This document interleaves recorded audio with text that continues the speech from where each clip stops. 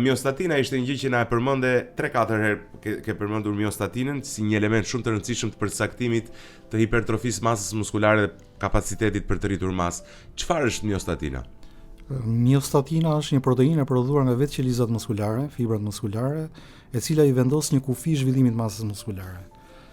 Do të thënë organizmi është një mekanizëm inteligjent i cili nuk lejon që të rritet masa muskulare në mënyrë të pakufishme. Do të thënë njeriu si specie nuk është bërë për të ngritur pesha. Ky është një hakerim që ne i bëjmë sistemit. Pse si jemi ne për të ngritur pesha? Për ta deri në një pikë të saktuar, deri në një pikë të saktuar. Nuk të duhet gjithë kjo masë dhe pikërisht për faktin që masa muskulare është një shpenzues i madh i energjisë dhe për të konservuar energji.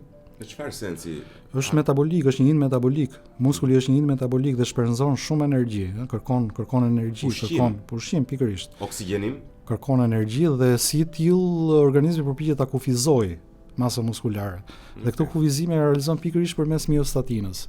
Sa më e lartë jetë miostatina, aq më sa ne duhet që të Po qeti e lartë nuk të lë ta zhvillosh. Po qeti e ulët lejon më shumë. Dhe hakerohet miostatina? Miostatina hakerohet përmes stërvitjes, duke ndryshuar atë setupin. Ne kemi folur edhe më përpara se çfarë është setupi. Ka disa parametra të tjerë, nuk është vetëm miostatina.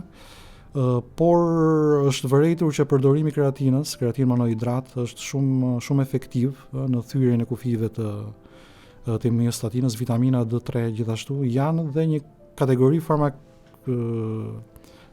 preparatesh farmakologjike të themi, siç janë antikorpet monoklonal që përdoren për të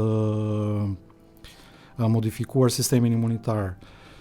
Këto nuk po e them që si informacion për t'i përdorur,